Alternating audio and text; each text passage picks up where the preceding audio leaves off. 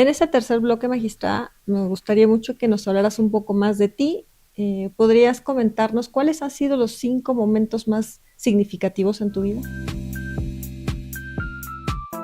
Lo podría, digamos, señalar como etapas de mi vida. Yo creo que primero, ¿por qué este interés por los temas del Estado, por los temas de los derechos de las mujeres? Definitivamente la influencia de mi madre pues ha sido muy importante en mi vida. Yo soy hija de un libanés, mi papá libanés y mi mamá mexicana. Se casan y yo soy la cuarta hija del matrimonio de ellos. A los años, bueno, casi 2 años, antes de que cumpliera 2 años, estalla la guerra en el Líbano. Pues él tenía mucho interés en apoyar a su familia. Y bueno, finalmente se va por una decisión al Líbano por el tema del conflicto armado. Y bueno, ahí empieza una serie de situaciones donde cuando yo empecé a tener conciencia de las cosas de la vida, pues veía a mi mamá siempre preparándose, hasta la acompañaba cuando estudió en la Escuela Normal Superior de Nayarit, siempre tan buena oradora, tan excelente para plasmar esas ideas políticas de ayuda a las mujeres. Desde la posición de ella, siempre inculcó ideales de vida. Me acuerdo, y lo digo de verdad, que pasábamos y pues todos los 4 hijos, excelentes estudiantes, puras calificaciones de 10. Me acuerdo que mi mamá pasamos, mira qué bonita casa, ponte a estudiar para que tengas una casa así. Ay, el carro tal, ponte a estudiar para que ganes dinero y te compres un carro así. O sea, nos inculcó muchos ideales de vida, sobre todo la honestidad, la integridad, esa dedicación, y nos decían, es que sacan puros 10 porque son hijos de la maestra. Pues si la maestra nos orientaba a dónde acudir para resolver las dudas que teníamos. Nos compró una enciclopedia, bueno, unos diccionarios y unas enciclopedias que teníamos. En eso es en lo que se invertía. Por supuesto, nunca nos faltó nada, pero gracias al trabajo de mi madre, a esos pensamientos y al ver el rol de ella, que definitivamente han inspirado mi vida y me siguen teniendo aquí con esa firmeza por precisamente compartir los ideales de mi madre, en este interés de levantar la voz por los derechos de las mujeres. Otro momento fue cuando entré a estudiar la carrera de Derecho allá en Sonora y combiné mis estudios profesionales al mismo tiempo con mis responsabilidades laborales, porque cuando empecé la universidad acababa de cumplir los 18 años, yo cumplo en julio, en agosto empecé la universidad, a los días, pues se dio la oportunidad de que entrara a trabajar a la Procuraduría de Justicia del Estado. Y fue una cuestión circunstancial porque yo esperaba a mi hermana, el señor del administrativo me dice, muchacha, ¿quieres trabajar? Yo creo que me veía sentada ahí esperándola, y de hecho sí. Mi hermana me dice, dile que sí, dile que sí. Y bueno, sí le dije, llegué mortificadísima, preocupada, ¿cómo voy a trabajar si voy empezando la carrera? Dice mi mamá, no te preocupes, vas a trabajar. Nada más, me dio varias recomendaciones. Que tuviera mucho cuidado porque por la carrera que yo había escogido iba a tener mucha información confidencial pues que a nadie debo de decirlo, ni siquiera a ella, ni a mí que soy tu madre, me dijo. Segundo, ten cuidado con los hombres, ahí ven a las muchachas, etcétera, etcétera. Y consulta, estudia, antes de hacer algo, revisa bien, pregunta.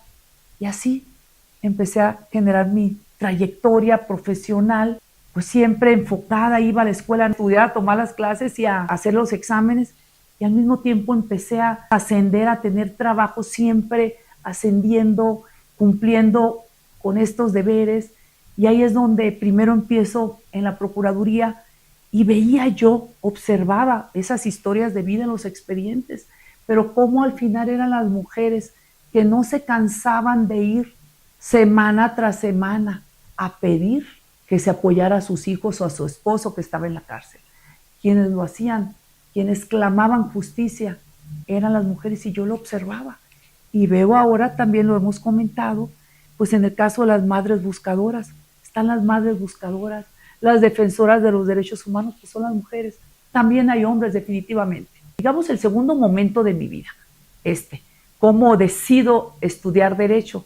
decidí estudiar Derecho por ese interés también de mi madre de los temas políticos. Siempre escuchaba los informes de los presidentes o escucha, pon atención, y me decía, entonces ponía atención, a ver, es importante, a ver, escuchen.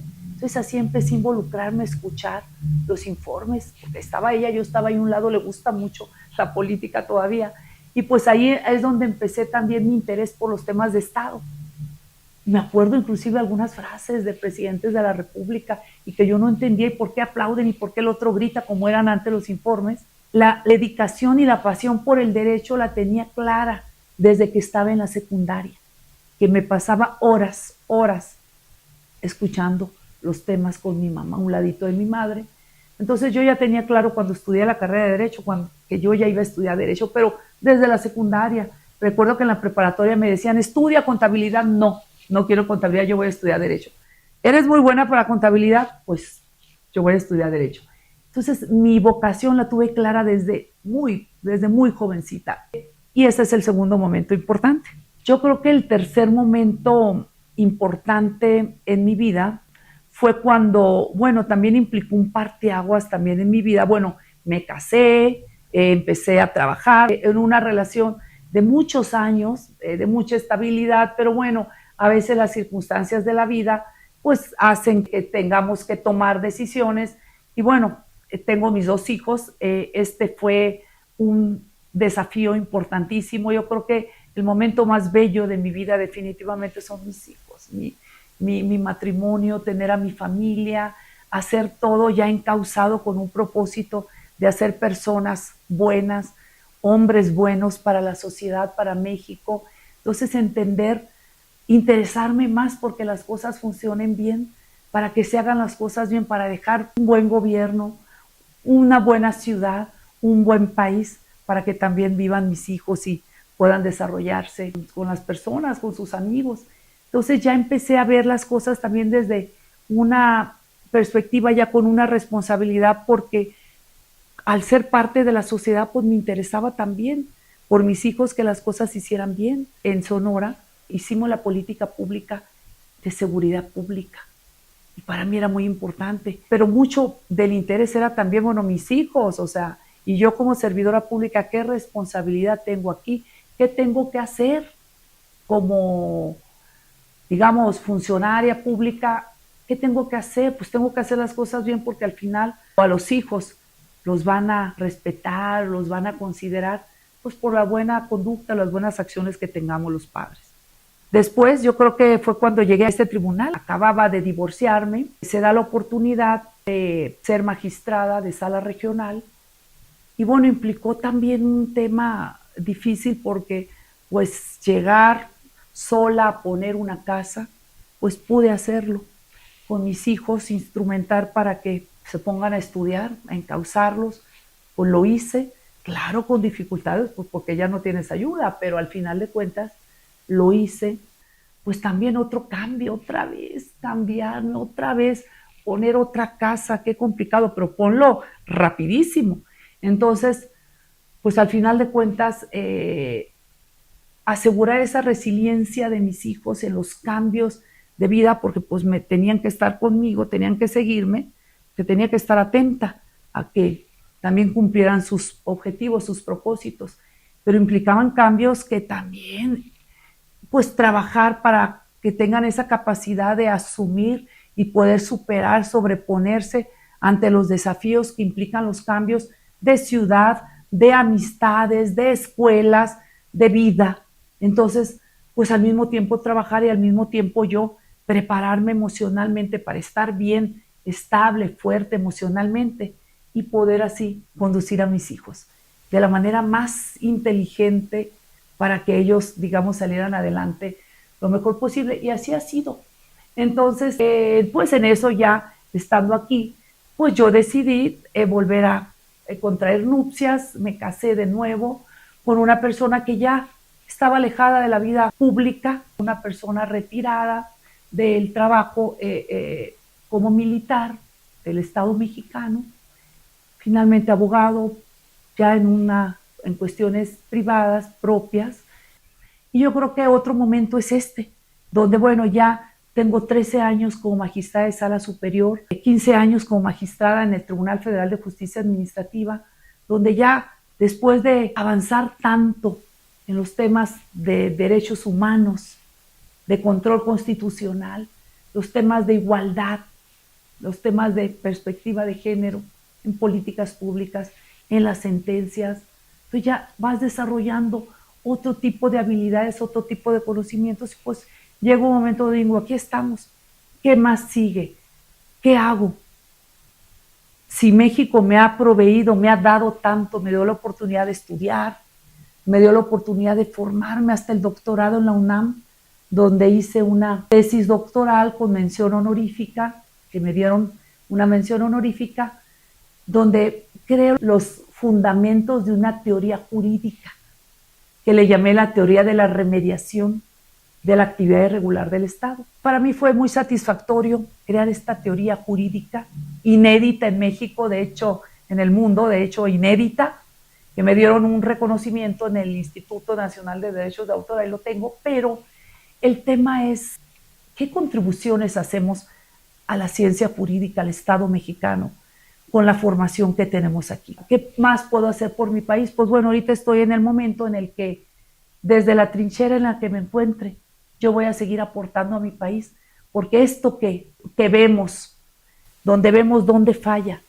qué hay que hacer para corregir, o cómo puedes contribuir para que realmente las cosas funcionen correctamente, creo que se tiene que dar al Estado desde la postura, desde la trinchera en la que nos encontremos. Y bueno, lo que quiero es seguir contribuyendo a mi país. Mucho de lo que me ha dado, no solamente académicamente o profesionalmente, sino también mantenerme con esta integridad y este compromiso de realmente hacer las cosas bien por mi país. No es un tema de beneficio propio. De verdad, las cuestiones de México deben de estar por encima de cualquier aspiración o de cualquier interés propio o ajeno. Entonces hay que hacer las cosas por el país. Creo que este momento de cambio, de profundas transformaciones, nos tiene que dejar claro que pues tenemos que hacer lo propio simplemente por nuestro país, por nuestros hijos, por lo que sigue más adelante. Qué importante esto que comentas, magistrada, y me gustaría preguntarte, ¿cuál ha sido uno de los más grandes desafíos que como mujer has enfrentado, hablando de estos temas personales que ya nos comentaste, y cómo saliste adelante?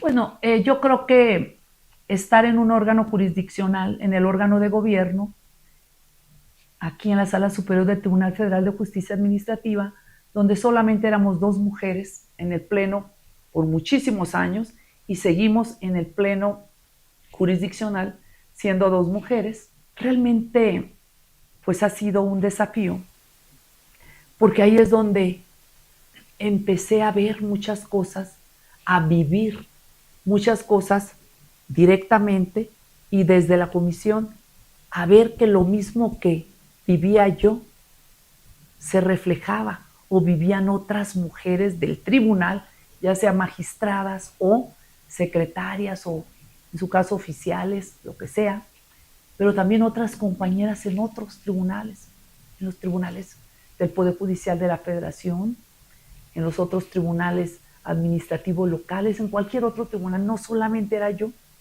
Entonces, ahí es donde empecé a visibilizar, escribir columnas, porque me quedaba claro que a veces el mobbing es tal que si dices algo, no te contestan, no te replican, pero yo lo entiendo y lo identifico perfectamente. El desafío fue ese, empezar a visibilizar.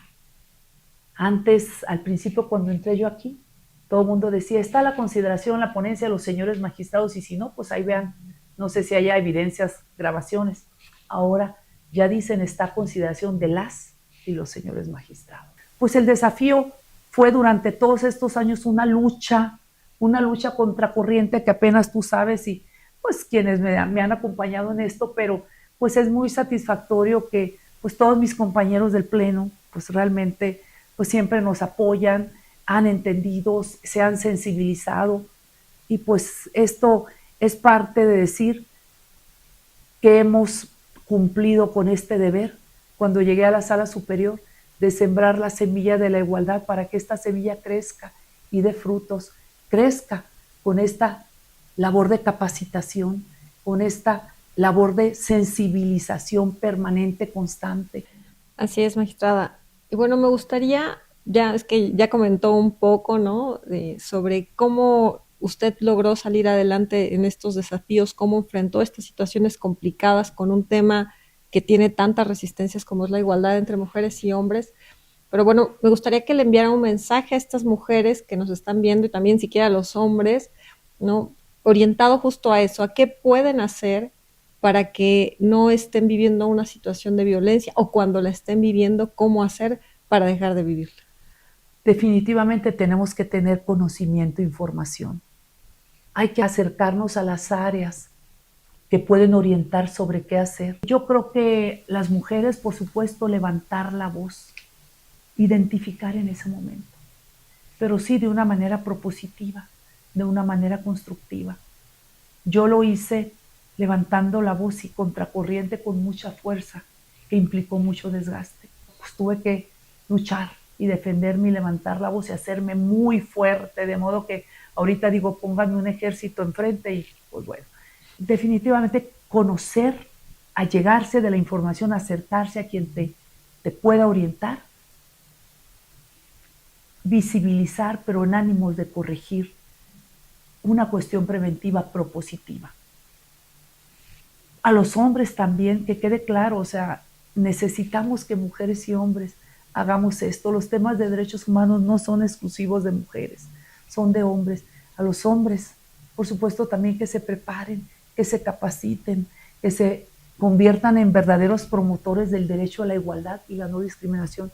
Y déjame decirte, Coatlicue, que pues tú misma has visto cómo muchas veces en los hombres encontramos verdaderos aliados.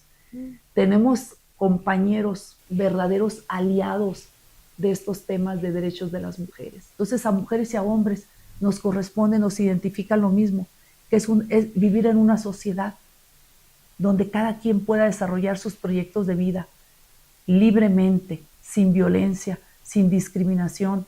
Se oye en pocas palabras, ay, qué fácil, implica mucho, mucho trabajo cultural. Destruir esas estructuras de comportamiento culturales, sociales que ya no funcionan.